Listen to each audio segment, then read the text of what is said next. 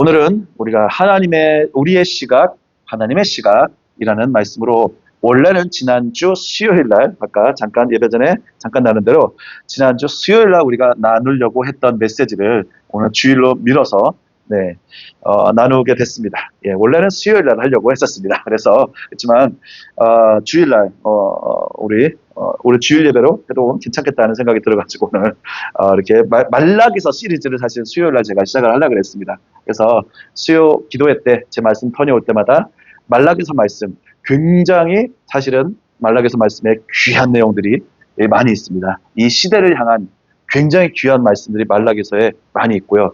우리가 말라기서 보통 보면은 뭐 제사장들이 타락했고 막 이렇게 해가지고 이스라엘이 무너진 스토리 해서 별로 이렇게 말라기서에 볼 것이 있을까라는 생각이 들긴 합니다만 그렇지가 않습니다. 지난번에 예레미야 애가를 통해서도 굉장히 무너져가지고 슬퍼서 애곡하는 그 스토리에 우리가 무슨 선한 것이 날 것이 있겠습니까? 라고 했지만 사실은 예레미야 애가에 이 시대를 향한 너무나 격려하는 메시지들이 많이 있는 것을 우리가 수요 예배를 통해서 많이 봤는데 사실은 말라기서에도 이 시대를 향해서 하나님께서 격려하시고 말씀해 주시는 정말 귀한 메시지들이 귀한 메시지들이 많이 있습니다. 그래서 그 말라기서 말씀 시작을 주일을 하게 되는데 어쨌든 예, 하나하나 좀 잘 짚어보면서 정말 말라기서 말씀을 통해 하나님께서 이 시대를 통해서 시대를 향해서 무엇을 말씀하고 계신지 그리고 우리를 향해서 또 무엇을 말씀하고 계신지 우리가 하나하나 잘 짚어보면서 개인적으로 저는 이것이 말라기서 말씀이 우리 개인을 향해서도 많은 정말 깊은 정말 하나님께서 말씀하시는 것들이 많이 있지만 정말 시대를 향해서 정말 이 시대의 그리스도의 몸과 이 많은 시대를 향한 말씀들이 많이 있다고 믿습니다. 그래서 우리 말라기서 말씀 오늘 처음 한번 보실 텐데요.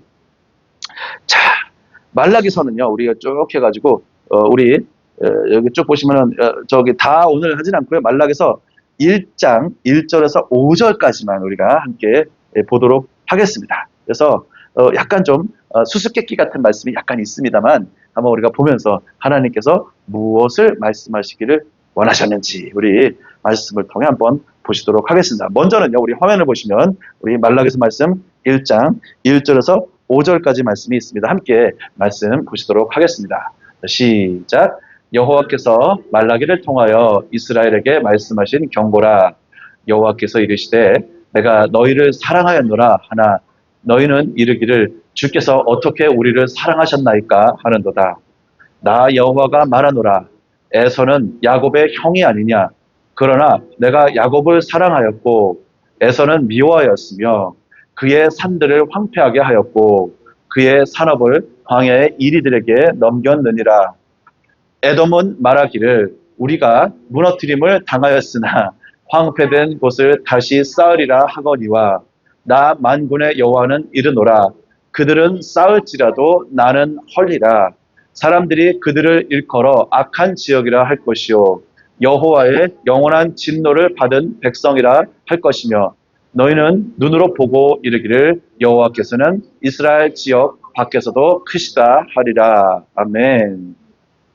네, 우리 마지막에 읽으신 여호와께서는 이스라엘 지역 밖에서도 크시다 하리라 라는 말씀은 우리 여호와께서는 온 열방 가운데 크십니다라는 고백인 줄로 믿습니다. 자, 하나님께서 이 마지막 시대에 온 열방 가운데 그분이 얼마나 크신 분이신지 나타내시고 그분 자신 정말 오랫동안 정말 자제하시던 쉽게 말하면 그리고 온 마지막 정말 뭐 신약부터는 예수님 오신 이후는 2000년이지만 수천 년간 하나님께서 행하시기를 정말 노하기를 더디하시고 오랫동안 참아오셨던 일들을 마지막 때에 많이 행하시는데요. 그것이 뭔가 심판하거나 뭔가 이렇게 야 너희들 잘못했으니까 벌 준다 이런 의미로 우리가 받아들이기보다 이 마지막 때는 하나님이 온 땅 가운데 얼마나 크신지 우리에게 제대로 보여주시는 시즌인 줄로 믿습니다. 그래서 마지막 시대는요, 우리가 정말 마지막 시대 스토리들을 보거나 마지막 시대 스토리를 읽으면 무섭다 이런 느낌이 듭니다. 어이쿠 이렇게까지 하실 필요가 있을까라는 생각이 많이 듭니다만 우리는요 그것을 정말 건강하게 잘 받아들여야 됩니다. 왜 그러냐면요, 하나님이 원래는 그렇게 무섭고 크신 분이시기 때문에 그렇습니다. 무섭다는 게 우리를 향해서 잔인하다 그런 뜻이 아니라 하나님 안에 있는 능력이 우리가 그냥 지식으로 알아온 것들 그 이상으로 우리의 상상을 뛰어넘는 능력과 하나님 안에 있는 그 어미하심과 하나님의 거룩하신 그 자체 본연 100%의 거룩함과 100%의 어미하심과 그 능력으로 마지막 시대에 그것을 우리에게 드디어 보여주기를 시작하신다라는 의미로 우리가 좀 그렇게 받아들였으면 좋겠습니다. 예, 우리가 정말 하나님을 너무나 알기를 원하는 줄로 믿습니다. 아멘.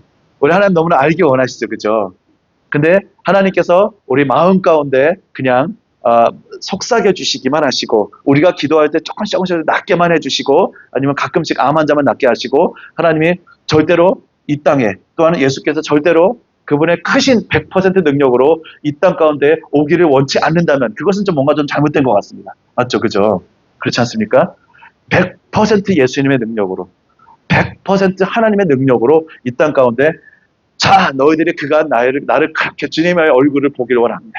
주님을 알기를 원합니다. 주님은 너무너무너무 보기 원해요. 라고 그렇게 고백해오지 않았느냐. 내가 너희들에게 내려간다. 내가 간다! 라고 하시는 게 바로 마지막 때 일어나는 일입니다. 예. 그냥 단순하게 보시면 마지막 때 일을 그냥 우리가 정말 그냥 하나님과 연관돼서 우리가 잘 이해하려면요. 그냥 I'm coming to you, finally! 하면서 하나님 기쁨으로 막 오시는 거예요. 근데 우리는 하면서 안 오시면 안 돼요. 뭔가 좀 부담스럽습니다. 라고 하는 게 이 마지막 때 일들에 이렇게 많이 일어나는 여러 가지 계시록이라든가 이 많은 스토리들 있잖아요. 거룩하신 그 하나님이 우리 잘 기억하시겠지만 이스라엘 그 호렙산에서 이스라엘 백성과 함께 있을 때 오지 마라. 오면 내가 너희들에게 돌격할까 하노라. 즉 하나님의 그 거룩하심으로 준비되지 않은 이 이스라엘 백성들이 하나님께 가까이 올 때 어떻게 됩니까? 죽습니다. 잘못하면. 그죠? 그 정도로 하나님의 거룩하심과 어미하심이 엄청 크신데 그분 자신이 불과 같은 하신 그 분이신데 그분이 이 땅 가운데 그런데 이 땅 가운데 오시는 겁니다. 근데 오시는데 우리의 생각보다는 천천히 와주시는 거예요. 우리를 생각하셔서. 오늘 오세요! 그래가지고 오늘 우리한테 응답하시잖아요. 우리 큰일 납니다. 물론 우리 그리스도의 보혈로 우리 안전하게 우리 보호하실 가운데 있겠지만 하나님의 크신 능력으로 갑자기 오시면 큰일 납니다. 그래서 이 땅을 준비시키시고 그분의 나라의 백성, 하나님의 백성들을 준비시키시고 이 땅을 조금 그래도 좀 마지막 시대 그리고 심판하셔야 되는데 사람들이 왜 우리는 아무것도 잘못 안 했는데 왜 심판하십니까? 이런 것들을 좀 다 해결하시면서 오시기 위해서 마지막 때 많은 일들을 행하시면서 오시는 스토리. 즉 마지막 때 주님이 오시는 스토리가 그 마지막 때 스토리인데요. 사실은 말라기서는요. 우리 구약의 맨 마지막에 있지 않습니까? 맨 마지막에 있으면서 그 400년 공백기로 들어가기 전에 이스라엘에게 주신 맨 마지막에 주신 메시지입니다. 그 메시지 주시고 400년의 시간을 사실은 주신 겁니다. 이스라엘 백성이 돌아올 수 있도록. 이스라엘 백성이 하나님 앞에 새롭게 될 수 있도록 예수님 오실 때까지 400년의 시간을 주시고 준비될 시간을 사실은 이스라엘 백성들한테 주신 이 400년의 시간. 그렇게 있었던 공백기 전에 하나님께서 주신 마지막 선지자의 목소리가 말라기서인데요. 이 말라기서 전체는 여호와의 날, 마지막 때에 대해서 굉장히 많은 것들을 얘기를 하고 있죠. 그리고 마지막에 하나님께서 회복시키실 것들까지 말씀을 하고 있습니다. 즉 그때 당시 이스라엘 백성들이 가지고 있는 여러 가지 무너진 것들, 예배 시스템 무너진 것들, 여기저기 무너진 것들에 대해서 말씀하시지만 그것을 마지막에는 결국에는 종국에는 내가 이렇게 회복할 거다라는 약속들이 사실은 여기 말라기서에 많이 있습니다. 그래서 이 마지막 때 어떤 것들이 회복될지 우리 많은 말씀 아비의 마음이 자녀에게로 그럼 자녀의 마음이 아비에게로 시작해가지고 많은 부분 회복될 것에 대한 이 많은 부분들의 예언들이 있는데요. 그러니까 나중에 말라기서 말씀 보시면서 우리 함께 이렇게 하나하나 이렇게 잘 우리 알곡들을 잘 이렇게 집어나갔으면 좋겠습니다. 자, 그래서 제가 지금 설명드린 부분은 페이지 A번에 있는 부분들 여호와의 날에 대해서 많이 예언하고 있고요. 그리고 예수님의 재림 때 일어나는 일들과 연관되어 있습니다. 여호와의 날입니다. 그래서 그리고 말라기서를 기록한 이 말라기 선지자는요. 별로 알려진 게 없습니다. 누구지? 그래서 사람들이 열심히 그 연구를 해봤지만 누군지 잘 모르겠다. 이 사람 일 수도 있고 저 사람 일 수도 있고 그러는데 답이 없어요. 답이 없어가지고 말라기 선은 이 정경 안에 들어와 있지만 저자를 잘 모릅니다. 우리가. 그렇지만 정경 안에 들어와 있고 이 하나님의 말씀 안에 정확하게 들어와 있습니다. 그래서 여호와께서 말라기를 통하여 이스라엘에게 말씀하신 경고라 그래가지고 이제 말라기에서 1장 1절부터 해서 시작이 되게 됩니다. 기록 연대는요, 이 말라기서는 언제냐면요, 여러분들 누구랑 연결하시면 되냐면은 느헤미야랑 에스라랑 연결하시면 됩니다. 그래서 이 말라기서를 통해서 느헤미야랑 에스라를 통해서 개혁될 그 상태를 보여주는 겁니다. 즉 느헤미야랑 에스라를 통해서 개혁되기 전 상태를 보여줍니다.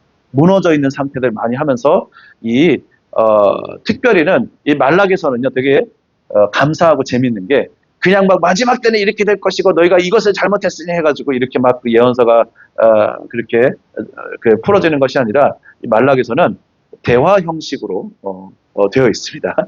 되게 재밌고 감사하게 하박국서랑 조금 약간 비슷하게 또 몇 개의 구약의 선지서가 대화 형식으로 되어 있는데요. 이렇게 대화하는 식으로 이렇게 오늘도 아까 1절에서 5절 말씀을 읽었지만 대화하는 형식으로 되어 있습니다. 그러면서도 이 말라기서는 또 굉장히 귀하게 그 이스라엘 백성들의 마음을 들춰내가지고 많이 얘기해 주십니다. 그 중에서도 오늘 아까 말씀 오늘 함께 보시겠지만 하나님께서 내가 너희를 사랑하였노라 하니까 이스라엘이 곧바로 대답합니다. 도대체 우리를 어떻게 사랑하셨는데요? 그러면서 좀 보여주시죠? 잘 모르겠는데요? 라고 하면서 이스라엘 백성들이 마음의 안에 있는 도대체 우리를 어떻게 사랑하셨는데요? 잘 모르겠는데 우리를 사랑하시는지 증거 좀 대보시죠? 라면서 하는 이스라엘 백성들의 마음 안에 있는 냉소적인 마음들을 하나님께서 싹 그 말라기 선지자의 입술을 통해서 싹 드러내십니다. 그래서 그것에 대해서 하나님께서 말씀을 해주세요. 이 냉소적인 마음에 대해서. 자, 그래서 요 2차 성전이 2차 성전이 재건된, 즉, 바벨론 포로로부터 돌아와 있었습니다. 그죠? 바벨론에 많이 사로잡혀가 있던 사람들이 돌아와가지고, 이 성전을 재건해야겠는데, 아이고, 힘들어라. 주변에 있는 사마리아인들도 우리를 싫어하는 것 같고, 맨날 와서 방해하고, 산발락과 도비아 이렇게 잘하는 스토리 있잖아요. 막 방해하고 주변에 나라들 강대국도 다 있고 우리는 겨우 포로로 잡혀갔다가 우리 고향으로 돌아왔는데 주변 나라들은 이미 다 자리 잡고 있고 튼튼하신 거예요. 우리는 성전도 없고 우리는 성벽도 없고 그런 상황에서 처음에 이제 그 재단만 놓고 아유 힘들다 그러곤 다 성전 짓기를 그만뒀어요. 그러다 보니까 이제 하나님께서 학계 선지자, 스가랴 선지자를 세우셔가지고 워워워워워 너희들이 회복되려면 성전이 필요해. 빨리 너희와 나와의 관계를 회복하자. 그래가지고 학계 선지자, 스가랴 선지자를 통해 가지고 성전 해가지고 이 16년 만에 성전을 딱 완공합니다. 아마 그 이후에 아이고 성전을 완공했다. 근데 성벽은 아직 없는 상태입니다. 좀 약간 위험하고 그리고 메뚜기 떼들도 우리가 농사지면 다 와가지고 또 막 먹고 가고 그런 자연재해도 있고 주변 나라의 위협들도 있고 돈도 많이 없고 이 좀 뭔가 되게 약한 약소국 주변 사이에서 약간 약소국 그의 위치에 있는 이 이스라엘 백성들의 입장이었습니다. 그래서 성전은 재건되었으나 초라하고 예전만큼 크지도 않고 기대만큼의 하나님의 영광이나 번영이 없어요. 예언은 엄청나게 스가랴 선지자, 학계 선지자를 통해서 이전의 나중 영광이 이전 영광보다 크리라. 즉 예전에 보던 영광보다 나중 영광이 훨씬 클 거야 라고 약속을 했는데 별로 그런 것 같진 않고 그러면서 좀 영광이 아직 좀 덜한데 그러면서 그리고 하나님의 영광이나 번영이 별로 없고요. 하나님 약속하신 그리고 영적 냉소주의와 신앙의 타성이 퍼집니다. 아이고 주변 애들도 맨날 우리 와서 괴롭히고 이거 성전 짓는데도 너무 힘들었는데 여전히 성벽도 없고 아이고 이거 그리고 매일마다 와가지고 번제 드리고 이 제사장들도 매일 하다 보니까 약간 이제 타성에 젖는 거예요. 아이고 힘들어라 오늘도 또 해야 되네. 근데 하나님 별로 응답하시는 것 같지 않고 은지하시려나 그러면서 이 제사장들이 약간 타성에 젖기 시작하는 겁니다. 그래서 타성이 퍼지고 유대는 여전히 바사제국에 의한 속주에 돼 있고 자치권도 제한적이라서 뭐 하려면 눈치 보고 사람 보내가지고 저희 집 해도 되나요? 그러고 해가지고 허가를 얻어오고 다른 나라가 우리를 방해하면 아니 저쪽에 허가를 해줬어 봐봐 그러면서 이렇게 보여줘야 되는 입장이었습니다.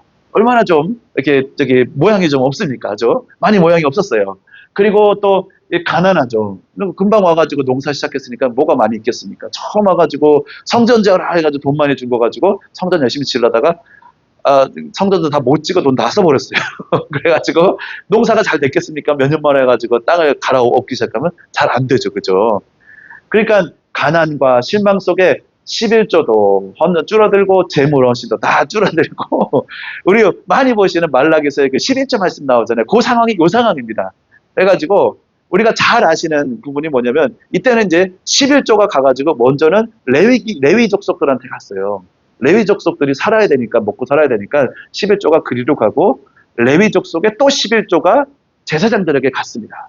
즉 사람들이 11조를 해서 제사장 시스템과 이 성전 시스템을 유지하기 위해서 즉 하나님 나라를 유지하기 위해서 드리는 이것들이 마음이 이렇게 싹 소그라들면 우리도 먹기 살기 어려운데 그러면서 해가지고 11조를 이렇게 내지 않기 시작하고 재물헌신이 줄어들어가니까 성전이 안 돌아가기 시작한 겁니다. 이따 말씀해 보시겠지만 이게 11조라든가 이렇게 안 들어오니까 이 레위인들이요 우리도 먹고 살아야 되겠지 다 저기 일하러 갔습니다.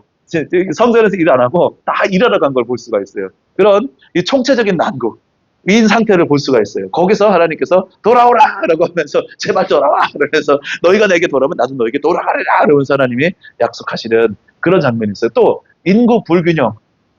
이때는 여자가 굉장히 적었다고 합니다. 돌아왔을 때. 굉장히 남자들이 많이 돌아왔고요. 그래가지고 경제적인 필요. 가난하잖아요. 근데 저기 이방 여인들 저기 그래도 여기 잘 이렇게 셋업돼 있던 오래 살고 계시던 이방 여인들 사마리아 여인들 많이 계시잖아요. 그러니까 이방 여성과 결혼하는 어떻게 보면은 굉장히 좀 make sense 하는 이해가 되는 뭐 많이 힘들었나 보다 그러면서 이해가 되는 상황이지만 그 가운데 가장 중요한 핵심 하나님과의 관계를 하나하나 포기해 나가 버린 사실은 이 유다 백성, 이스라엘 백성들의 모습을 우리가 사실은 볼 수가 있습니다. 이런 상황이었었어요. 그래서 사실은 이제 뭐 우리 그 11조라든가 이런 게 되게 어렵잖아요. 11조 말씀이라든가. 근데 이 말라기서에서 상황에서 왜 11조에 대한 말씀이 이렇게 나오는지 좀 잘 이해되시면 이래서 하나님께서 이런 부분들을 강조하시고 11조를 왜 꼭 집어서 얘기하셨는지 우리가 잘 이해를 할 수 있습니다. 즉 하나님 나라를 위해서 하나님 나라가 이 움직이는 게 가장 먼저인 우선순위로 이 사람들이 돌아와 있어야 되는데 주님이 하나님 나라를 움직여 주십시오 라고 해야 되는데 지치다 보니까 삶이 어렵고 지치다 보니까는 하나하나 내 삶 먼저 좀 덜 보고 나서 주님 이렇게 됐던 겁니다. 자, 그런 상황에 있었던 것이 바로 이 당시의 영적인 상황이었습니다. 그래서 성전은 지어졌고 아직 성벽은 없는 상태입니다. 그러니까 좀 약간 좀 불안한 상태였습니다. 그래서 이스라엘은요 더 이상 수고롭게 하나님을 섬기는 것이 무슨 유익이 있는지 도덕적으로 올바르게 사는 것이 무슨 유익이 있는지 이게 좀 헛된 것처럼 좀 느끼고 있는 겁니다. 우리 하나님 이스라엘 백성을 세우셔가지고 우리한테 이렇게 세우셨는데 이걸 계속 이렇게 저희가 이것을 잘 붙들고 나가야 됩니까? 좀 이런 어려움이 있었죠. 그래서 성전에서부터 시작된 하나님과의 관계가 이제 무너지기 시작했어요. 성전에서부터 하나님과의 관계가 무너지기 시작하면 보통은 우리가 그 도덕적으로 이렇게 문제가 생기는 건요. 어디서부터 시작이 되냐면 하나님과의 관계가 먼저 무너지고 나면 그러면은 도덕적인 부분도 무너지기 시작을 합니다. 그래서 시작은 하나님과의 관계에서 먼저 무너지기 시작을 해요. 그 다음에 뭐 하나님도 안 계신 것 같은데 하나님도 나한테 응답하시지 않는 것 같고 하나님도 내 삶을 쳐다보시지 않는 것 같은데 뭐 그냥 이렇게 좀 살아도 되지 않겠어? 라고 하면서 도덕적으로 무너지기 시작하는 겁니다. 이때도요 뭐 자기의 와이프들 버리고 돈 있는 사람들은 여러 명을 이렇게 와이프 바꾸고 막 이때부터 아주 유행이 시작됐습니다. 와이프 바꾸기 유행이 엄청나게 우리로서는 지금 말로 이불을 꺼내기도 사실 어려운데요. 이때 돈이 많으신 분들은 처음에 그 결혼을 한 다음에 저 여자가 더 마음에 들어. 그러면 버립니다. 버리고 가서 또 다른 여인 찾고 또 돈 많은 사람들 또 버리고 또 다른 여인 찾고 이런 도덕적인 타락까지 엄청나게 많이 진행이 돼가지고요. 사실은 예수님 오실 때쯤에 고아와 과부 뭐 구약부터 많이 됐지만 고아와 과부 이런 게 많이 강조됐던 이유가 얘들이 결혼하고 버리는 거 버리고 자꾸 돈 많은 애들이 새로 찾고 그러니까 한 번 결혼했던 여인들은 딴 데 결혼을 못 해요. 근데 돈 많은 남자들은 계속해서 새 여인 찾고 이러니까 고아와 과부가 양산되는 겁니다. 계속해서 막 숫자가 늘어나고 즉 사회적인 문제가 그냥 막 저기 눈덩이처럼 막 불어나는 자 이스라엘 우리 문화를 좀 이렇게 사회 상태를 이렇게 좀 이해를 할 수가 있어요. 그래서 이런 하나님과의 관계가 무너진 것부터 시작하면은 이 형식적인 예배 이런 게 시작되면서 영적인 타락으로 이어져 가지고 이것은요 사실은 하나님과의 관계가 무너진 것은 사회 전반적인 타락으로 전염병처럼 이렇게 퍼져 나가게 되는 겁니다. 하나님과의 관계에서 우리가 하나씩 타협하기 시작하면 정말 이것이 정말 어디까지 가게 될지 모릅니다. 그래서 우리가 정말 하나님과의 관계를 정말 굳건하게 붙들어야 되는 이유를 말라기서를 통해서 우리가 잘 볼 수가 있습니다.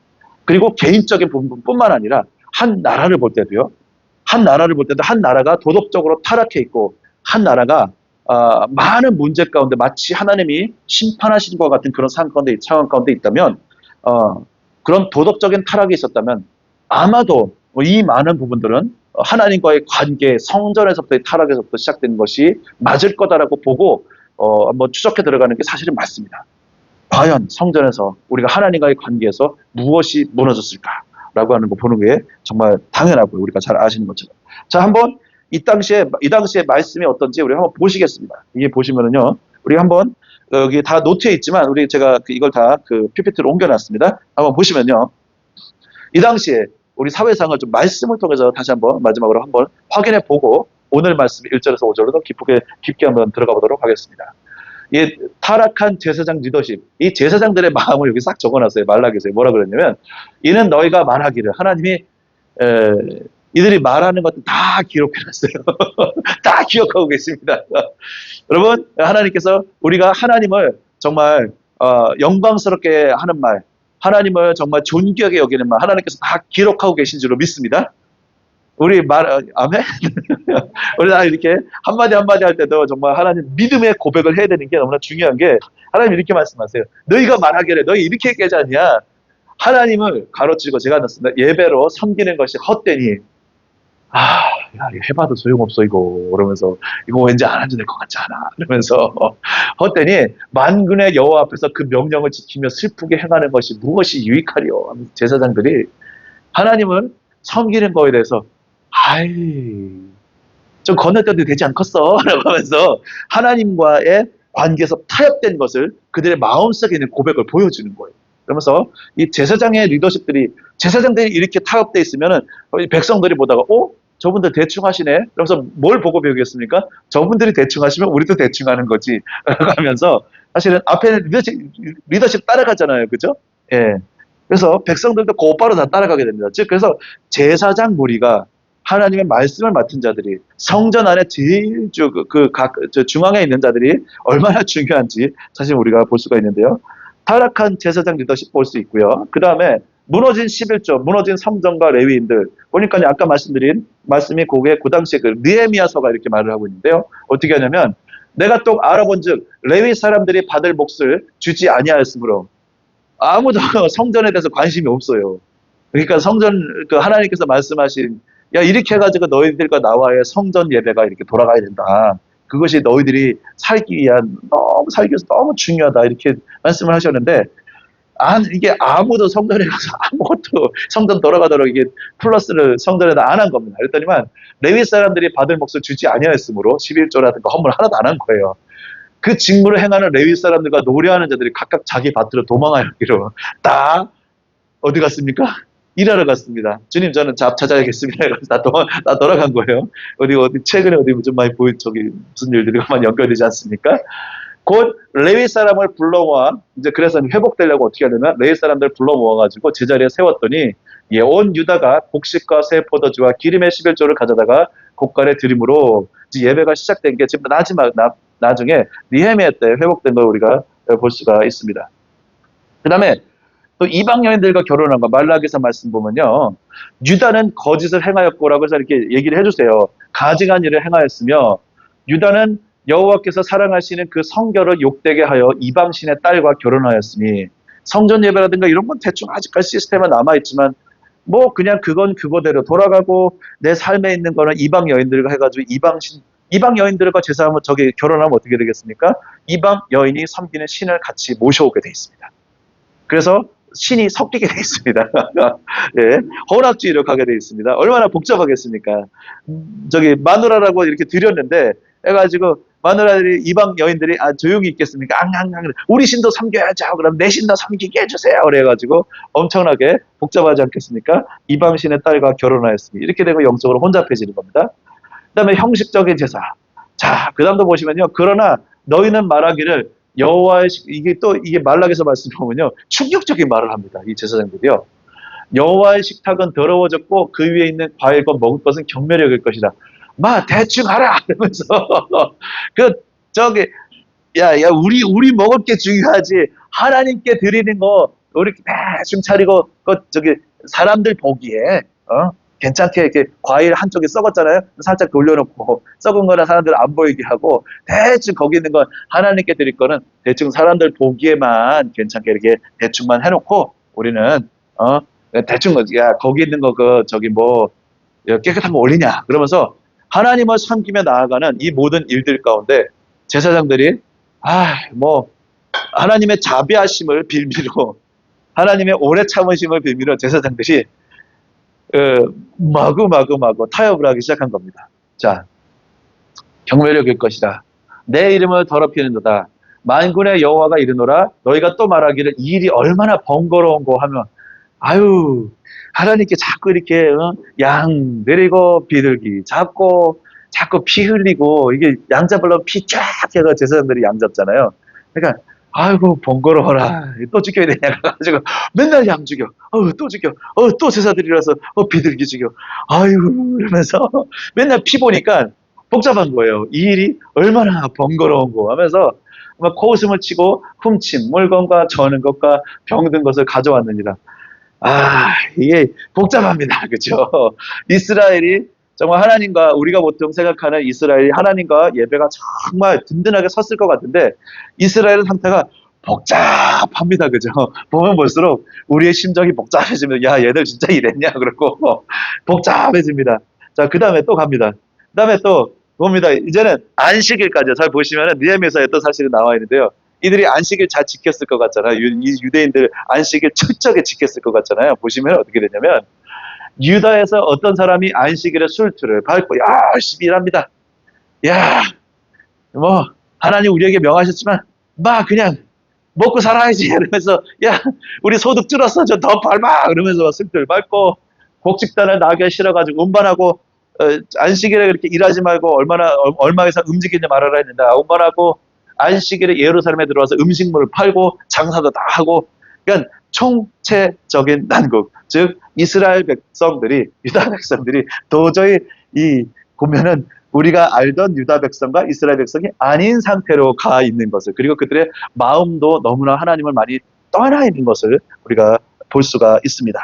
이 상태들이요 보면요 사실은 이 상태들이 뭐 지금은 많이 그렇지 않겠지만 우리가 마지막 때로 더 들어가면 들어갈수록 아마 우리가 더 많이 보게 될 비슷한 영적인 상태, 이 마지막 시대에 보게 될 영적인 상태들이 아닌가 싶습니다. 그래서 우리가 이 말씀을 보면서 뭐 우리 아직 메인 말씀으로 들어가지도 않았지만 이 말씀을 보면서 우리가 이 마지막 시대 우리가 거룩으로 우리가 잘 서 있어야겠구나 라는 것들 우리가 다시 한번 다짐하는 시간이 됐으면 좋겠습니다. 왜냐하면 마지막 시대는 이 냉소적인 마음들과 그 신약에도 보면요. 아이고 예수님께서 재림하신다는 말씀이 저 옛날부터 있었는데 안 오셨어. 야, 한 100년을 기다려, 1000년을 기다려 안 오시는데 안 오실 것 같아. 야, 대충 살자. 그러면서 하는 게 이제 기롱하는 영이라고 그렇게 돼 있죠. 그죠? 야, 옛날부터 오신다는데 안 오시잖아. 대충 살자 하는 기롱하는 영들이라든가 이 마지막 시대에 있는 마음들이 사실은요, 예수님의 초림 바로 전에 있었던 이스라엘의 상태와 거의 흡사합니다. 자, 그 다음에 이제 보시면은요. 그래가지고 이 말씀들의 상태와 좀 되게 비슷한 게 이제 이 말씀, 요 있잖아요. 하나님에 대한 냉소적인 시각들이 이제 그 쫙 퍼져 있는 이 당시에 퍼져 있는 것을 볼 수가 있는데 이 전도서에 보면요. 우리의 마음을 너무나 잘 아시는 하나님. 악한 일에 관한 징벌이 속히 실현되지 아니하므로 이 우리 보시면은 전 세계에 보면은 악을 많이 행해도 괜찮은 것 같아. 러시아가 우크라이나를 가가지고 막 집어삼키는데도 아무도 뭐라 그러지 않아. 뭐 힘센 애들이 다 먹는 세상인 것 같아. 우리가 바로 이 시대에 들어가고 있어요, 사실은요. 악한 일을 해도 징벌이 없고요. 악한 일을 해도 우리가 옳다고 믿어왔던, 제가 몇 주 전에 말씀드렸죠. 가치로 온 세상에 경영되는 것이 이제는 사라졌고요. 이제는 돈과 힘으로 이 세상이 경영되는 시대로 들어와 버렸어요. 즉, EU도 유럽도 자기들이 약간 속으로는 자기들이 저기 불안하니까는 우크라이나를 도와주긴 했지만 어쨌든 명목상으로는 우리 불의를 더 이상 쳐다볼 수 없다. 어떻게 한 나라를 가서 막 침략할 수 있냐 이런 말을 막 하면서 우크라이나를 도와줬죠. 그리고 조 바이든 정부도 뭐 이렇게 좀 많은 뒤에 이렇게 여러 가지 많은 것들이 있었겠죠. 어쨌든 말로는 이렇게 의를 행하면서 우리가 이거는 침략이다. 이거는 해서는 안 되는 짓이다라고 하면서 했는데 많은 내러티브를 받아들일 방법이요. 순식간에 진짜 바뀌었어요. 예. 뭐 그럴 수 있지라고 우리 지금 이 시대 그냥 뭐 그럴 수도 있지 그래 뭐 뒤에 뒷돈이 있고 막 뒷거래가 나 있을 테니까 뭐 솔직하는 것도 좋지. 그렇지만 사실은 이 가치에 경영한 세계 경영이 지금 작년부터 올해로요. 2024년부터 2025년으로 가치로 경영되던 의를 따르고 우리가 그래도 적어도 양심이 있었던 양심을 지키려고 살아가던 이 세계 경영 방법이 무너졌습니다. 사실은 우리는 그렇게 크게 다가오진 않지만 악한 일에 관한 징벌이 속히 실행되지 않으면요. 누가 악한 일을 해도 뭐 이해돼. 저기 내 기름 많잖아. 그러면 가서 좀 칠 수도 있지. 힘 세니까. 불쌍하네, 우크라이나. 아무도 우크라이나 별로 이렇게 불쌍히 여기지 않고 러시아가 좀 대충 좀 하지 이러면서 이런 심정들이 사실은 국제적인 미디어라든가 모든 나라들이라든가 지금 뭐 미국 정부들이라든가 별로 그렇게 너네 좀 줘. 그래 좀 너희들이 뭐 좀 줘야 양심적으로 우리가 가서 돕지 않겠냐. 거래가 문제입니다. 그죠? 아주 미묘한 차이지만 아주 미묘한 차이 같지만 큰 변화가 일어났습니다. 큰 변화가 일어나고 있고. 그러면 어떻게 됩니까? 결론이 있어요. 악한 일에 대한 징벌이 속히 실행되지 않으면요. 결론이 사람들이 어떻게 되냐면 인생들이 악을 행하는데 마음이 담대해집니다. 안타깝지만 많은 목사님들 기도를 해보지만 안타깝지만 이 일이 더 많이 일어날 겁니다. 이제 악을 행하는데 담대해지고요. 점점 담대해지는 걸 사실은 우리는 이 시대에 보게 될 것 같습니다. 보게 되리라 믿습니다. 이렇게 말은 못하겠습니다. 이거 이제 믿음까지 다가오지 못하겠지만 이렇습니다. 자, 그래서 우리 메인 말씀으로 들어가기 전에 사실 여기까지 해도 참 좋지만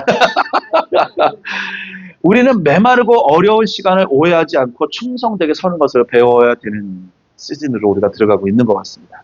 왜냐하면 악한 일들이 막 이렇게 저기 되고 있고 막 진행되고 있고 하나님은 별로 응답하시지 않는 것 같고 우리가 열심히 기도하고 말하지만 뭔가 하나님이 아까 우리 초반에 예배 전에 잠깐 말씀드렸듯이 어떤 기도에 응답하시는 것 같은데 이쪽에는 전혀 응답을 안 하세요. 왜 그러시지?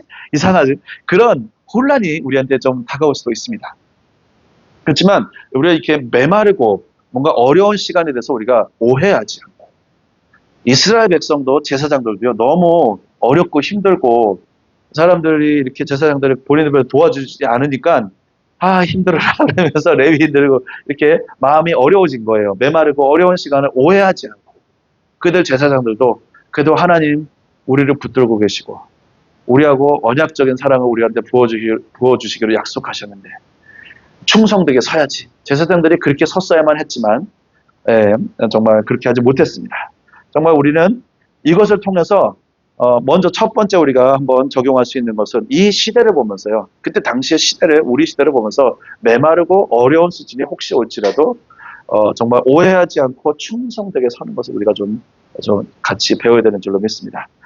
웨이브 처치도 나름 좀 우리 시작을 해서 쭉 올라가고 있지만 올라가고 있다고 믿습니다. 이런 시즌 가운데 우리가 이 시간에 대해서 우리가 오해하지 아니하고 잘 충성되게 우리가 설 수 있으면 좋겠습니다. 자, 그래서 메인 말씀. 자, 보면요.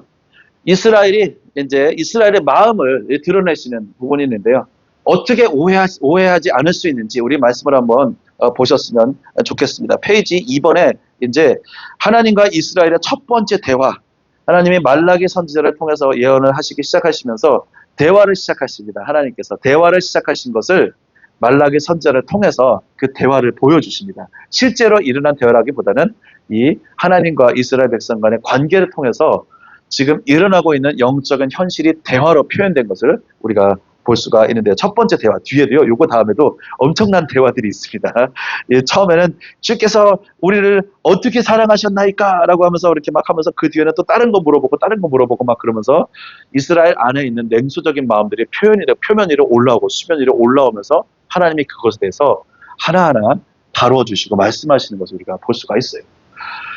자, 어떻게 말씀하시냐면은 여호와께서 이르시되 내가 너희 이스라엘을 사랑하였노라 라고 하십니다. 얼마나 자비로우십니까? 하나님께서 말씀하시는 거예요. 이 어려운 상황 가운데도 이스라엘을 향해서 하나님 말씀하시는 거예요. 내가 예전부터도 너희를 사랑해왔고 내가 여전히 너희를 사랑하노라. 그러니까 내가 너희를 사랑한다. 그러면서 이스라엘에게 말씀하시는 거예요. 괄호치고 그래서 내가 너희를 포로기에서 돌이켰고 그렇게 돌아왔을 때 그 돌아올 때 큰 재산을 너희들에게 많이 얹어줬고 그래서 너희들이 성전을 지어서 나랑 관계가 회복될 수 있도록 했고 주변에 많은 나라가 있지만 내가 너희를 아직까지 보호하고 있고 괄호 닫고 하나님은 내가 너희를 사랑하였노라 라고 하면서 하나님 말씀하시는데 너희는 이르기를 이스라엘 백성은 독이 잔뜩 올랐습니다. 지금 잔뜩 올랐어요. 독이 잔뜩 올라가지고 주께서 어떻게 우리를 사랑하셨나이까? 도대체 여기 원문은 도대체 어떤 방법으로 우리를 사랑하셨다고 말씀하시는 거예요? 그러면서 잘 모르겠는데요. 그러면서 이렇게 말하는 거예요. 그래서 우리를 사랑하시지 않는 것 같은데요? 뭐 때문에 우리를 사랑하신다고 말씀하시는 거죠? 라고 하면서 이스라엘이 그렇게 고백을 하는 걸 볼 수가 있습니다. 우리도 삶에서 이 어려움을 좀 오래 겪다 보면, 좀 어렵고 고난스러운 시즌을 좀 오래 가다 보면은, 개인적인 그런 어려움이라든가 고난들 오래 겪다 보면은, 그럴 수도 있습니다. 하나님 날 사랑하시나? 날 사랑하시는 거 맞나? 사실은 그 의문부터, 그 질문부터 머리를 착 이렇게 들고 이렇게 그 의문이 올라오지 않습니까? 날 사랑하시는 것이 맞는데 맞나 하면서 이 믿음과 현실 사이에서 고민을 하게 되는 이런 상황들이 있습니다. 이스라엘도 어쨌든 하나님과의 관계가 다 무너지고 도덕적으로도 무너지지만 그 가운데서도 어쨌든 힘드니까 어떻게 우리를 사랑하셨는데요? 잘 모르겠는데요? 그러면서 어떻게 우리를 사랑하셨어요? 아니신 것 같은데요? 라고 해서 이렇게 묻습니다. 그래서 이스라엘이 사실은 하나님에 대해서 오해하고 있습니다. 많이 오해하고 있어요. 그래서 하나님 우리를 사랑하시지 않는 것 같은데요. 사실은 많은 우리가 성도로서 살아가다 보면은 이런 오해들이 많이 빠집니다. 이렇게 우리가 믿음이 좀 연약해질 때 또는 믿음이 연약하신 분들 우리 초신자분들이라든가 보면은 하나님 날 사랑하시지 않는 것 같아요. 라는 여러 가지 많은 상황들 가운데 들어가고 또 이렇게 동일하게 우리가 들어가는데 사실은 이 고난스러워 보이는 우리의 삶은 때때로 하나님의 축복으로 가득 찬 상황일 수도 있습니다. 마치 이스라엘 백성처럼. 사실은 그들은 구원에 오셨잖아요. 포로로 있는데. 바벨론 포로로 있는데 구에서 데려와 주시고 온갖 선대하시고 다 부어주시고 이제 그분이 하실 일들의 계획들이 많이 있는데 이스라엘 백성들은 힘드니까 뒤로 빠진 거예요. 뒤로 쭉 빠져가지고 저기 가서 아니요 저기 그거 말고요 그러면서 저희 저기 학개 선지자가 말하잖아요. 너희들 성전을 어떡하고 너희들은 다 완벽한 집에 다 서 있냐. 그러면서 너희들은 집에 저기 다 이렇게 담 세우고 다 했으면서 성전엔 담도 없고 아무것도 없고 그러면서 성전은 아무것도 안 져놓고 너희들은 집 다 져놓고 그러는 게 어딨어. 그러면서 하나님이 학개 선지자를 통해서 이렇게 말씀하시거든요. 아니야 너희들이 축복받으려면 여기가 먼저 서야 돼. 너희와 나의 관계가 먼저 회복돼야 돼 라고 하나님이 성전 제발 먼저 세우자. 너희들이 잘 되고 싶지? 여기 먼저 세우자 제발. 이렇게 해서 부르시는 게 학개와 스가랴 선지자 통해서 말씀하신 거고요. 자, 하나님께서 부르시는 거죠. 그렇게 부르시는데 사실은 이스라엘 백성은 오해와 많은 어려움 속에서 이런 고백을 하고 있는 것 같습니다. 자, 근데요, 하나님께서 대답을 해주세요.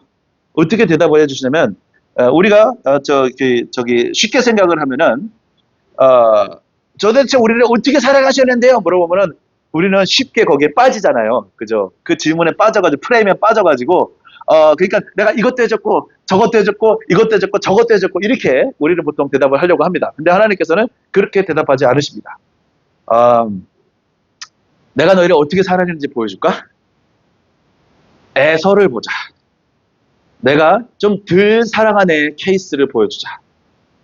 덜 사랑하게 되면 이렇게 된다. 즉 여기서는 내가 미워하게 되면 어떤 일이 일어나는지를 보여줄게. 그래서 너희들이 얼마나 지금 좋은 환경 가운데 지금 있는지 한번 보도록 하자. 그러면서 하나님께서 대답하는 방식을 아주 신박하게 이들에게 충격적인 방법으로 대답을 해주십니다. 여호와가 말하노라. 도대체 우리를 어떻게 사랑하셨는데요? 그러면서 물어보니까 여호와가 말하노라. 에서는 야곱의 형이 아니냐? 그럼 내가 에서를 사랑하는 게 맞겠지. 근데 내가 야곱을 사랑했어. 즉 사랑받기에 별로 조건도 많지 않고 정말 작고 장남도 아닌 너희들을 먼저 사랑했어. 첫 번째 이렇게 온 겁니다. 그죠? 너희들이 에서의 자손이냐? 아니지 너희들이 야곱의 자손이냐? 그렇네. 그러면서 첫 번째 한번 딱 치고 들어오십니다. 사랑받을 자격이 없는 너희들을 사랑한 거 있지 않았겠지? 라고 하면서 첫 번째 살짝 치고 지나가시고요. 야곱을 사랑하였고 에서는 미워하였으며, 자, 미워했다라는 표현은요 그냥 받아들이셔도 되고요. 에서가 여기서 뭐 우리 많이 팥죽 하나 때문에 장자권을 팔아버린 것 때문에 미워했다 이렇게만 너무 확대 해석하지 마시고, 에서를 미워했다는 거는 에서와 에돔 족속을 하나로 묶어가지고 보시면 되겠습니다. 에서가 별명이 에돔이었고요. 에서의 자손이 에돔 족속이 돼서 에돔 족속은요 계속해서 이스라엘을 괴롭히고, 이스라엘이 약속의 땅으로 들어가려고 했을 때 문 안 열어주고 길 안 터주고, 그 다음에 바벨론이 이스라엘 공격했을 때 옆에서 방관하고 쳐다만 보고 있고 도와주지도 않고, 그 다음에 바벨론 피해가지고 도망가는 사람들 잡아다가 바벨론한테 잡아다 주고, 즉 에돔은 온갖 미운 짓을, 하나님이 야훼 하나님께서 이스라엘 사랑하시는 거 뻔히 다 알면서 온갖 이스라엘한테 미운 짓 다 했습니다. 자, 이것을 통틀어서 우리가 좀 에서를 하나님께서 미워하셨다. 즉 에서와 에돔을 묶어서 생각하시면 될 것 같습니다. 왜냐하면 바로 뒤에 에돔으로 다시 부르시거든요. 그래서 에서는 미워하였으며, 그래서 자 한번 볼까? 내가 미워하는 백성에게는 어떻게 대하는지 한번 봅시다. 라고 해서 이제 하나님께서 보여주시는 거예요.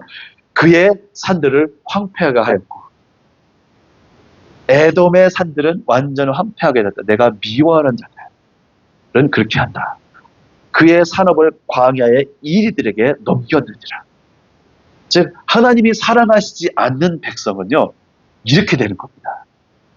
이렇게 되고 있어요. 즉 하나님이 사랑하시지 않는 것 플러스 하나님 좀 미워하시는 백성들을 보면요 이렇게 되는 거예요.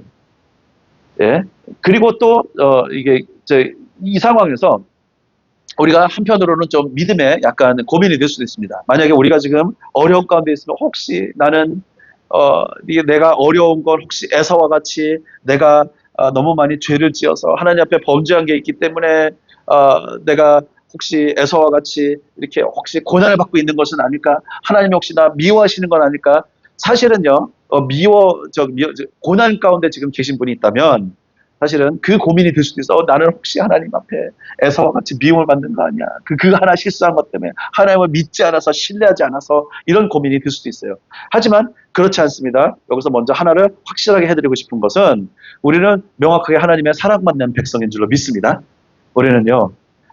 이렇게 돼 있어요. 이렇게 고백하고 있어요. 바울이 내가 확신하노니 사망이나 생명이나 천사들이나 권세자들이나 현재일이나 장래일이나 능력이나 높음이나 깊음이나 다른 어떤 피조물이라도 우리를 우리 주 그리스도 예수 안에 있는 하나님의 사랑에서 끊을 수 없으리라. 아멘. 아멘. 우리는요 하나님의 사랑 안에서 끊어지지 않는 자들입니다.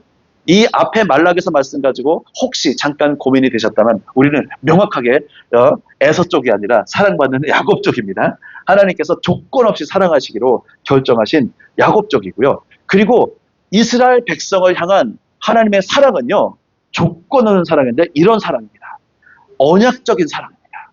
여러분, 언약을 맺을 때 어떻게 언약을 맺는지 여기 노트에는 안 써놨지만 이 하나님께서 이스라엘을 사랑하시기로 하신 사랑은요, 이스라엘이 기억하고 있어야 되는 사랑은요, 사실은요. 그리고 우리도 매일 기억해야 되는 것은요, 언약적인 사랑입니다. 언약적인 사랑은 뭐냐면요, 여기 아브라함하고 언약을 맺으실 때 어떻게 했냐면 아브라함은 재워놓으시고 그때 언약을 맺는 방식을 그대로 하셨어요. 뭐냐면 아브라함한테 자 동물들을 다 잘라가지고 반으로 갈라놓고 그 사이를 지나가는 겁니다. 그러면서 원래 언약을 어떻게 맺었냐면은 이 사이를 지나가면서 우리 사이에 언약을 어기는 사람이 있을 경우 이 동물과 같이 될 거다. 우린 죽는 거다. 라고 하면서 죽음을 두고 생명을 두고 언약을 합니다. 그리고 손을 딱 맞잡고 칼로 양쪽 손을 맞잡은 손으로 칼로 딱 긋습니다. 그래서 피를 섞습니다. 섞는 것처럼 두 사람이 딱 손을 맞잡고 있으면요, 딱 칼로 그어가지고 우리는 이제 피를 나눈 형제다.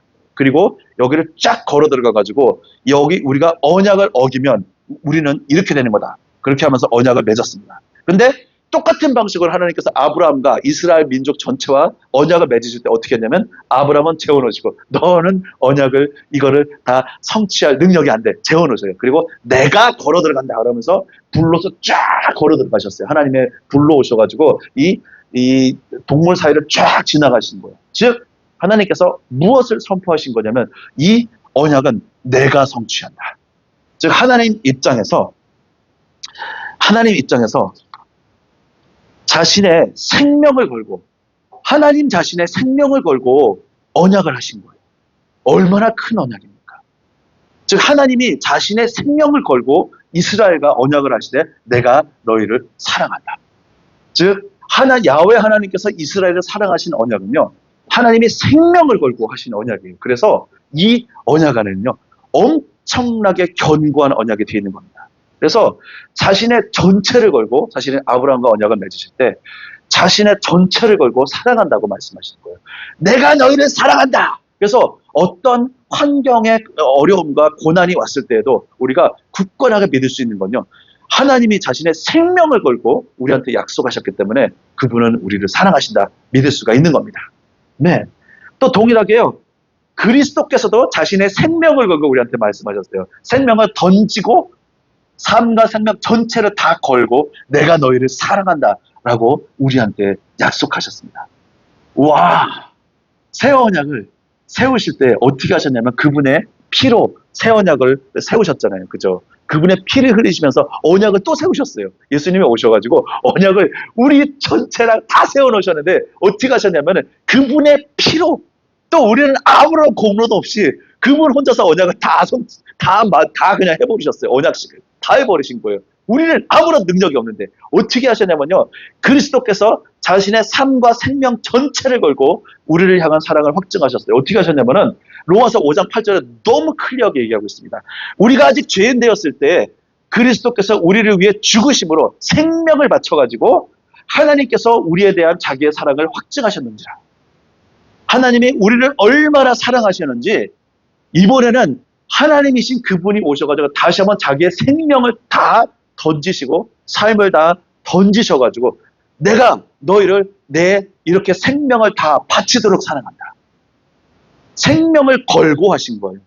생명을 걸고 뭐라고 고백하셨냐면 내가 너희를 사랑한다. 그래서 이 사랑 안에서 우리를 끊을 자가 없는 줄로 믿습니다. 예수께서 자신의 생명을 걸고 우리한테 말씀하신 거예요. 내가 너희를 사랑한다. 이 약속은요, 우리의 능력과 우리의 환경과 우리의 어떠함으로 이 약속을 폐할 수가 없습니다. 하나님이신 예수께서 자기의 생명을 걸고 이미 언약식 끝내버리셨습니다. 신약으로 언약식 끝내버리셨어요. 내가 내 생명 걸고 내가 너희를 사랑한다. 이 언약이 성취되지 않을 시 내 생명 걸고 한다 하신 거예요. 우리가 약속하다 못해 어떻게 하냐면은 상대방이 못 믿겠으면 내 목숨 걸고 한다 이러잖아요. 그죠? 부모님 막 성경의 이름 손들고 내가 우리가 해가지고 내가 그렇게 약속한다 하다 못 믿겠으면 그래 내 목숨 건다 진짜다 이게 그러면서 약속하잖아요. 마치 그런 것처럼 우리의 목숨과는 상상할 수 없이 귀하신 하나님 자신의 생명을 두고 이미 생명도 던지셨고 생명을 두고 우리한테 약속하신 거예요. 우리를 사랑한다. 이것보다 확실한 사랑의 약속이 어디 있습니까? 하나님께 대한 그리스도께서 죽으셔서 뭘 확증하셨냐면요.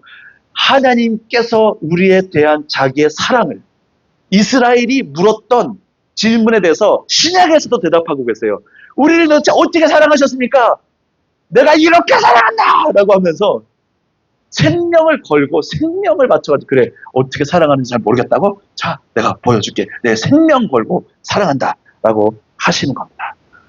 하나님께서 우리를 향하신 사랑에 대해서 우리가 혹시 삶에서 어려움이라든가 오해라든가 여러 가지 그런 부분이 개인적으로 있을지라도 우리는 하나님께서 생명 걸고 하신 이 약속 믿어야 되는 줄로 믿습니다. 그리고 마지막 시대 우리가 그리스도인이 또 마지막 시대에 어려움과 환난을 통과한다고 합니다. 근데 그때에도 하나님께서 우리를 향해서 약속하신 생명 걸고 하신 약속 우리가 굳건하게 믿어야 되는 줄로 믿습니다. 마지막 시대에 우리가 뭘 믿겠습니까? 우리의 힘을 믿겠습니까? 우리를 향해서 사랑한다.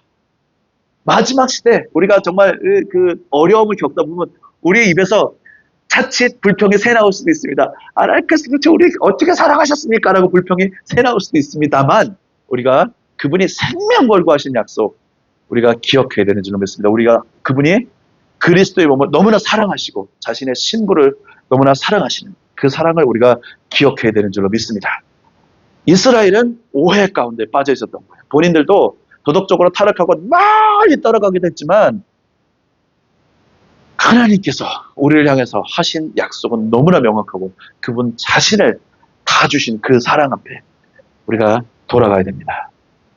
자, 에돔의 범죄는 아까 말씀드렸듯이 에돔이 에서를 미워했다라는 것은요. 여기서 짧게 이제 거의 말씀을 이제 정리합니다.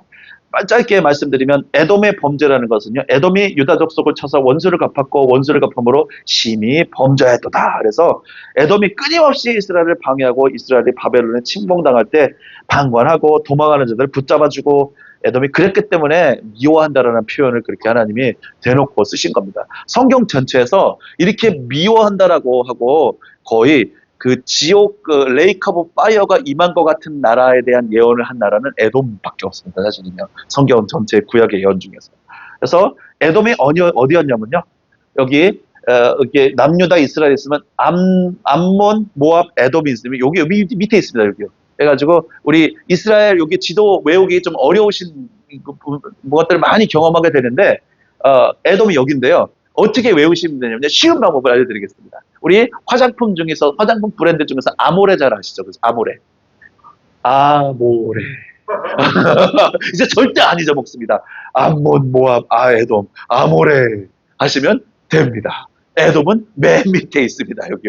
그리고 그 바로 옆에 북이스라엘 남유다 하면요. 그게 답니다. 북이스라엘 남유다 아모레 하시면요. 여기 지도 다 나옵니다. 아모레. 에돔 여기 나오죠. 그죠? 그러면 에돔이 지금 어디입니까? 아모레가 지금 다 요르단에 있습니다. 아모레, 요르단에 많이 수출한다. 뭐 이렇게 이해하시면요. 요르단, 아모레 다 이렇게 잘 연결해가지고 잘 연결해서 이렇게 아모레, 요르단. 근데 이제 우리 여기 에돔 땅, 여기 에돔, 여기 저기 에서의 후손해가지고 이렇게 온 겁니다. 자, 우리 여기까지 본 하나님께서 이렇게 에돔 땅에 대해서 많이 이렇게 예언을 해놓으셨는데 어쨌든 마지막에 예수님 오시고 나서 에돔 땅이 어떻게 되는지 좀 봐야 될 것 같습니다. 에돔에 대한 정말 극적인 정말 정말 이렇게 좀 많이 깜깜한 예언들이 많습니다. 에돔 땅에 대해서 어쨌든 그렇습니다. 이렇게 좀 우리가 이렇게 넘어가고요. 그래서 거의 끝으로 이제 4절 5절 이러면 이제 우리가 잘 이해됩니다. 에돔은 말하기를 갑자기 에서를 얘기하다가 에돔은 말하기를 우리 하나님이 어떻게 하시냐면요. 우리가 무너뜨림을 당하였으나 황폐된 곳에서 다시 싸우리라. 너희 인간적인 능력으로 다 이렇게 해본다고 하지만 나 만군의 여호와는 이르노라 그들이 싸울지라도 나는 헐리라. 너희들 하지만 헛거다. 내가 이미 결정하기 시작하면 그렇게 된다. 그들을 일컬어 악한 지역이라 할 것이요. 그들이 이 지역은 악한 지역이다. 나중에 불리게 될 거라고 합니다. 지금은 그렇지 않습니다. 아마 예수님 오셔가지고 대림하시면 아마 마지막에 뭔가 악한 지역이다 이렇게 불리는 지역이 있을지도 모르겠습니다. 여호와의 영원한 진노를 받은 백성이라 할 것이며 아주 정말 큰 이름들이 거기에 붙습니다. 너희는 눈으로 보고 이르기를 여호와께서는 이스라엘 지역 밖에서도 크시다. 하나님께서 온 열방 가운데 크십니다. 이 마지막 시대에 예언하고 이렇게 심판하고 한번 연결되어 있는 부분인 것 같습니다. 자, 그래서요. 우리가 혹시 우리 삶을 지나가면서 이 마지막 말씀을 맺습니다. 이스라엘 백성들처럼 어려운 시즌을 지나갈 수도 있습니다. 때로는. 왜냐하면 우리 삶에는 다 시즌이 있기 때문에 그렇습니다. 시즌은 항상 하나님은 나를 사랑하시니까 항상 좋은 시즌만 주셔야 돼요. 아니면 하나님 나를 사랑하는 거 아니에요. 우린 그럴 수가 없습니다. 명확하게 말씀해요. 범사의 기한이 있고 천하 만사가 다 때, 정확히 시즌입니다. 시즌으로 이게 단어가 시즌입니다. 때가 있나니 날 때가 있고 죽을 때가 있고 심을 때가 있고 심은 것을 뽑을 때가 있고 울 때가 있고 웃을 때가 있고 쭉 해가지고 얼마나 많은 시즌이 있는지 사실은 이 전도서에 잘 기록을 해놨습니다. 우리 인생이 그렇다는 것을 우리 하나님 앞에 정말 이렇게 좀 잠잠히 겸손히 내려놓고 또 주님을 바라볼 때 이 시즌을 우리가 각 시즌 가운데 우리가 그럼 어떻게 될까요? 주님이 정말 축복하신 시즌에는 잘 누리고 또 강건하게 서 있고 이 이스라엘 백성들과 같이 어려운 시즌을 지나갈 때에는 또 우리가 메마르고 어려운 시즌을 지나갈지라도 하나님이 목숨 바쳐 생명 바쳐 목숨을 걸고 약속하신 내가 너희를 사랑한다 라는 이 약속을 믿는 거죠. 하나님이 목숨 바쳐 약속하셨다면 제일 믿을 만한 약속 아닙니까? 그죠? 우리가 무슨 약속 믿겠습니까? 그죠? 하나님이 약속하셨는데 우리 그 약속 꽉 붙드는 거죠. 그래서 하나님의 본심은요, 이 말락에서 마지막에 우리가 나중에 말락에서 하면서 하겠지만 하나님의 본심은 이렇게 했습니다. 그런즉 내게로 돌아오라. 그리하면 나도 너에게 돌아가리라. 제발 돌아와. 내가 너희를 얼마나 사랑하는데. 그래서 제발 돌아와. 그러면서 내가 얼마나 너희를 축복하기를 원하는데 제발 돌아와. 그러면서 하나님이 간절하게 이제 말씀하시는 거죠. 오해하지 마. 내가 너희를 얼마나 사랑하는데 하면서 말씀하시는 거죠. 그리고 또 우리 치유의 말씀. 여기 나오는 거 사실 말락에서 나오잖아요. 내 이름을 경외하는 너희에게는 공의로운 해가 떠올라서 치료하는 광선을 비추리니 아멘. 치료의 광선이 부어질 걸 예언해. 이런 대놓고 하나님께서 예언하셨어요. 치료하는 광선을 비추리니 너희가 나가서 외양간에서 나온 송아지같이 뛰리라. 펄떡 뛰게 될 것이라. 그렇게 될 줄로 믿습니다. 아멘. 주님의 마음이 우리에게 그런 줄로 믿습니다. 정리합니다. 우리의 시각과 달리 우리가 환경과 여러 가지를 정리해보니 하나님은 나를 사랑하시는 것 같지 않아. 그런 게 아니라 하나님은 우리를 목숨을 다해 사랑하시는 분. 그래서 우리의 시각이 때로는 빗나갈지라도 하나님의 시각은 여전히 변함이 없으시다는 것을 우리가 좀 기억을 했으면 좋겠습니다. 그분의 사랑은요, 언약적인 사랑이라서 흔들리지 않습니다. 언약. 생명을 걸고 하신 약속, 사랑의 약속을 하셨어요. 사랑의 약속을 하시되 우리 프로포즈 할 때 어떻게 약속하십니까? 내가 평생 당신을 사랑하겠습니다. 프로포즈 하잖아요. 그죠? 근데 거기에 다이아몬드 반지 많이 하잖아요. 왜냐하면은 다이아몬드가 변하지 않고 잘 안 부서지니까 영혼의 가치를 넣어가지고 다이아몬드 반지를 하잖아요. 예, 그렇게 다이아몬드 반지 주면서 그렇게 두 분은 어떻게 뭘로 이렇게 프로포즈를 하셨는지 잘 모르겠지만 다이아몬드 반지를 주잖아요. 하나님은 다이아몬드 반지 대신에 예수님의 생명을 내가 담보로 내가 너희를 사랑하다. 끝까지 사랑할 거다라고 다이아몬드 반지 대신 그거 주신 거예요. 그 언약적인 사랑을 딱 볼 때 그분의 사랑은 절대 날 떠나지 않겠구나 라는 것을 우리가 확신할 수가 있습니다. 자, 그래서 우리가 이렇게 기도했으면 좋겠습니다. 우리 삶 안에 있는 하나님의 사랑을 좀 인정했으면 좋겠습니다. 때로는 이게 향해서 앞뒤가 안 맞아 보이고 하나님의 사랑의 하나님이 이런 일을 하시면 안 되는데 사랑의 하나님이시면 좀 이렇게 하셔야 되는다라는 것이 있을지도 모르겠지만 우리 그 하나님의 사랑을 인정하고 좀 우리뿐만 아니라 그리고